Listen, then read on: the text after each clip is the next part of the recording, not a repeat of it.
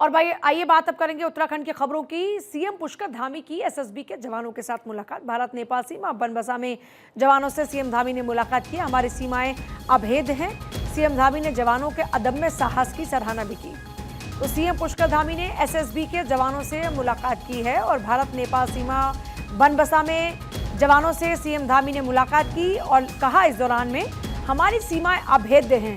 CM Dhami ने जवानों के अदम्य साहस की सराहना भी की।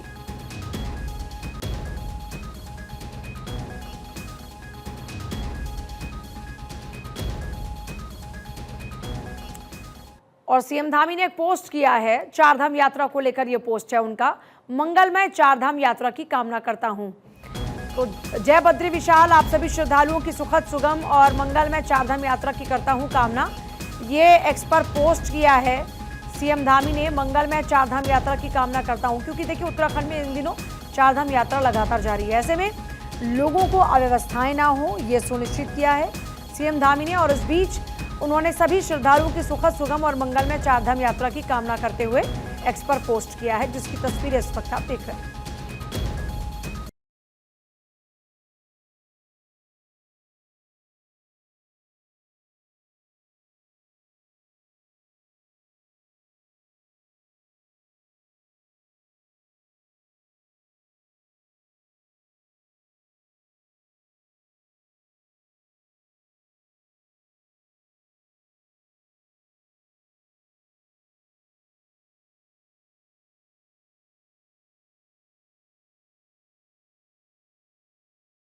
और देखिए सीएम पुष्कर धामी ने एसएसबी के जवानों के साथ मुलाकात की है। भारत नेपाल सीमा बनबसा में जवानों से मुलाकात की है सीएम धामी ने और लिखा कि हमारी सीमाएं अभेद्य हैं।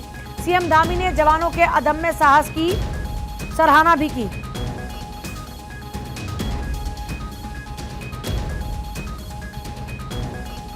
तो देखिए सीएम धामी ने जवानों के अदम्य साहस की सराहना की, एसएसबी के जवानों से मुलाकात की, बातचीत की।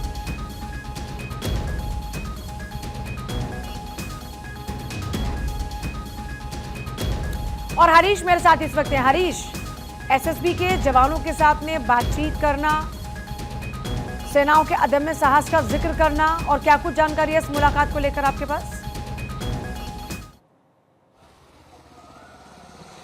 मुझे देखिए उत्तराखंड सामरिक दृष्टि से बेहद महत्वपूर्ण है और ऐसे में ये जरूरी हो जाता है कि समय समय पर उत्तराखंड के जो मुख्यमंत्री हैं पुष्कर सिंह धामी वो जवानों से मुलाकात करते हैं और बॉर्डर पर क्या कुछ सुविधाएं वहां पर मुहैया करानी है राज्य सरकार की तरफ से। तो इसको लेकर के मुख्यमंत्री पुष्कर सिंह धामी ने एसएसबी के जवानों से मुलाकात की और उनकी सराहना की है कि आपके रहते हुए, आपकी मौजूदगी में, आपके मुस्तैदी के कारण पूरा देश सुरक्षित है और इसी तरह आपके अदम्य साहस को हम सैल्यूट करते हैं। मुख्यमंत्री पुष्कर सिंह धामी ने लगातार इस बात का जिक्र भी किया है कि बॉर्डर इलाकों में जो भी सुविधाएं राज्य सरकार की तरफ से दी जानी चाहिए, इस संबंध में सभी उच्च अधिकारियों को इस बात के निर्देश दिए हैं कि उत्तराखंड की जो सीमाएं हैं भारत नेपाल के साथ साथ भारत चीन से भी जुड़ी हुई, तो ऐसे में बेहद संवेदनशील यहाँ पर हो जाता है। लगातार मुख्यमंत्री पुष्कर सिंह धामी जो बॉर्डर इलाके हैं वहां का समय समय पर दौरा करते हैं और वहां बॉर्डर इलाकों में जो कुछ भी समस्याएं बुनियादी, चाहे वो संचार की व्यवस्था हो या फिर कह सकते हैं कि यातायात की व्यवस्थाएं हैं, उनको लेकर के मुख्यमंत्री पुष्कर सिंह धामी समय समय पर उनका फीडबैक लेते हैं, जवानों से फीडबैक लेते हैं, उनके अधिकारियों से फीडबैक लेते हैं। तो ऐसे में मुख्यमंत्री पुष्कर सिंह धामी ने सशस्त्र सीमा बलों के जवानों की सराहना करते हुए उनको सैल्यूट किया है और ये कहा कि जल्द ही यदि बॉर्डर इलाकों में जो भी बेसिक्स इंफ्रास्ट्रक्चर की समस्याएं यदि हैं तो उन पर सभी अधिकारियों को निर्देश दिए गए हैं और ताकि किसी प्रकार की बॉर्डर इलाकों में, चाहे वो स्थानीय लोग हो या फिर कह सकते हैं कि जो जवान है उनके बीच में जो कोऑर्डिनेशन है वो बना रहना चाहिए, ताकि किसी क्या ये मानकर चले कि इस दौरान में जो मौजूदा हालात हैं उसके मद्देनजर भी चर्चा हुई है। दूसरा, चारधाम यात्रा भी चल रही है, उस लिहाज से यात्रियों की सुरक्षा भी बहुत ही खास हो जाती है और इसलिए इस बातचीत में यात्रियों की सुरक्षा, देश प्रदेश की सुरक्षा, ये अहम विषय है। बिल्कुल पूजा, देखिए सबसे पहले महत्वपूर्ण ये बात ये हो जाती है क्योंकि संवेदनशील जो यहाँ पर कह सकते हैं कि जो इलाके हैं जैसे उत्तरकाशी, चमोली, पिथौरागढ़, इन 3 जिलों में चीन सीमा से लगे हुए इलाके हैं और इन्हीं जिलों में चारधाम की यात्रा भी अभी चल रही है। तो ऐसे में सुरक्षा का जो कह सकते हैं जो विषय है वो तो महत्वपूर्ण है ही है। इसके अलावा जो कह सकते हैं कि जो इंफ्रास्ट्रक्चर की और जो कोऑर्डिनेशन की बात है वो मुख्यमंत्री पुष्कर सिंह धामी ने कहा, क्योंकि पुष्कर सिंह धामी जो मुख्यमंत्री है वो उन्होंने एसएसबी के जवानों से मुलाकात की है, क्योंकि वो भारत बॉर्डर जो सीमा है, भारत नेपाल सीमा है, वहां पर बनबसा के पास में, क्योंकि वहां पर एसएसबी तैनात है, लेकिन जो चीन सीमा है वहां पर आईटीबीपी तैनात है। इससे पहले भी आईटीबीपी के जवानों से मुख्यमंत्री पुष्कर सिंह धामी मिल चुके हैं, क्योंकि सबसे बड़ा संवेदनशील भारत चीन सीमा हो जाती है वहां पर। ऐसे में चारधाम यात्राएं भी यहां पर चल रही है, तो सुरक्षा की दृष्टि से संबंधित जो विषय है वो भी सेना के अर्धसैन्य बलों के अफसरों के साथ भी इस बीच मुलाकात हुई है। और साथ ही साथ जो चारधाम यात्रा में श्रद्धालु पहुंच रहे हैं उनकी सुरक्षा को लेकर भी चर्चा की गई। हालांकि 15 पैरामिलिट्री फोर्सेस की तैनाती यहां पर की गई है चारधाम यात्रियों को की सुरक्षा के मद्देनजर। तो ऐसे में ये महत्वपूर्ण हो जाता है क्योंकि उत्तराखंड सामरिक दृष्टि से बेहद महत्वपूर्ण है। खुद जो होम मिनिस्ट्री है, गृह मंत्रालय है, वो इस बार की चारधाम यात्रा में निगरानी कर रहा है। तो ये महत्वपूर्ण इसको माना जा रहा है। मुख्यमंत्री पुष्कर सिंह धामी लगातार जो पैरामिलिट्री के अफसर है उनसे मिलना, उनके साथ समसामयिक विषयों पर चर्चा करना, तो ये एक बड़ा महत्वपूर्ण कह सकते हैं कि मुलाकात इसको मानी जा रही है, ताकि जो सीमा है, जो बॉर्डर इलाके हैं, मुलाकातें उन इलाकों में जो चौकसी और भी बढ़ती जा सके। जी आपके पास वापस लौटते हैं, लेकिन देखिए जैसा हरीश ने पूरा बताया बारीकी से कि क्यों ज़रूरी था इस वक्त मिलना मौजूदा हालातों के मद्देनज़र, दूसरा सामरिक दृष्टि से क्योंकि बहुत इंपॉर्टेंट है उत्तराखंड, उस लिहाज से भी इस बैठक में कई पहलुओं को लेकर चर्चा हुई है। चलिए आगे बढ़ती बात होगी उत्तराखंड के मुख्यमंत्री पुष्कर धामी की फिर से, जिन्होंने बधाई दी है नर्सिंग कर्मचारियों को, नर्सिंग कर्मियों को अंतर्राष्ट्रीय नर्स दिवस के मौके पर बधाई दी है और लिखा है कि आपका योगदान मानवता के लिए प्रेरणा स्रोत है। तो ये सीएम धामी ने एक्स पर पोस्ट किया है।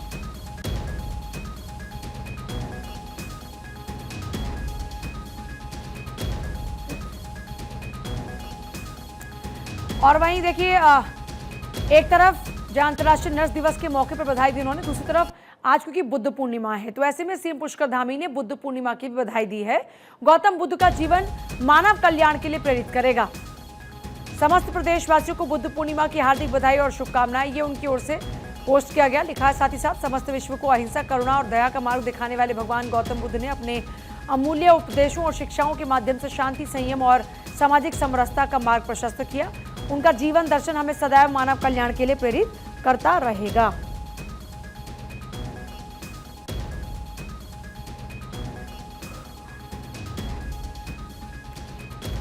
और खबर है अब उत्तरकाशी से, जहां जिले के यमुना घाटी क्षेत्र में भारी ओलावृष्टि हुई। ओलावृष्टि से काश्तकारों की गेहूं, सेब, टमाटर, बीन सहित सब्जियां और दूसरी जो फसलें थी वो काफी ज्यादा नुकसान हुआ। बागवान जगमोहन राणा और प्रतिराम नौटियाल ने बताया कि न्याय पंचायती क्षेत्र में भारी ओलावृष्टि के कारण काफी ज्यादा नुकसान हुआ है। बागवान और काश्तकार प्रभावित हुए हैं।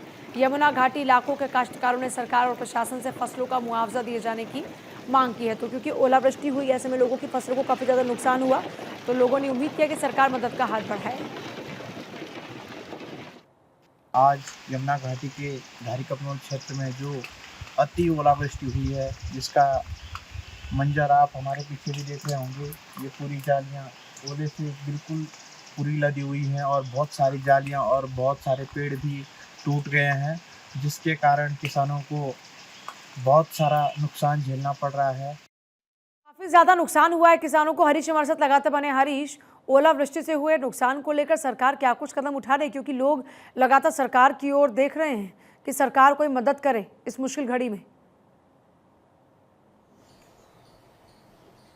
बिल्कुल पूजा, देखिए उत्तरकाशी में कह सकते हैं कि मौसम विज्ञान केंद्र ने पूर्वानुमान जताया था कि यहाँ पर भारी बारिश और ओलावृष्टि हो सकती है। तो ऐसे में जो यमुना घाटी का इलाका है, धारी कफनोल का जो क्षेत्र है, उस क्षेत्र में भारी ओलावृष्टि से नकदी फसलों को बेहद नुकसान हुआ है। तो और संबंधित अधिकारियों को जो जिलाधिकारी उत्तरकाशी के मेहरबान सिंह बिष्ट, उन्होंने सभी हॉर्टिकल्चर और एग्रीकल्चर के सभी ऑफिसर्स को इस बात के निर्देश दिए हैं कि एक आंकलन आप तैयार करें कि कितना नुकसान वहां पर किसानों को हुआ है। उस आंकलन की रिपोर्ट कह सकते हैं कि अगले 2 दिनों के भीतर दी जाए, ताकि हम जो किसानों को मुआवजा है वो दे सके, और जो भी मानक के अनुसार मुआवजा दी जानी चाहिए, क्योंकि सरकार की कई सारी ऐसी योजनाएं हैं जो एक मानक तय करते हैं, और उस मानकों के भीतर यदि नुकसान की राहत राशि की देय है, उस देय राशि के अंतर्गत जो है किसानों को उनको मुआवजा देना चाहिए। लेकिन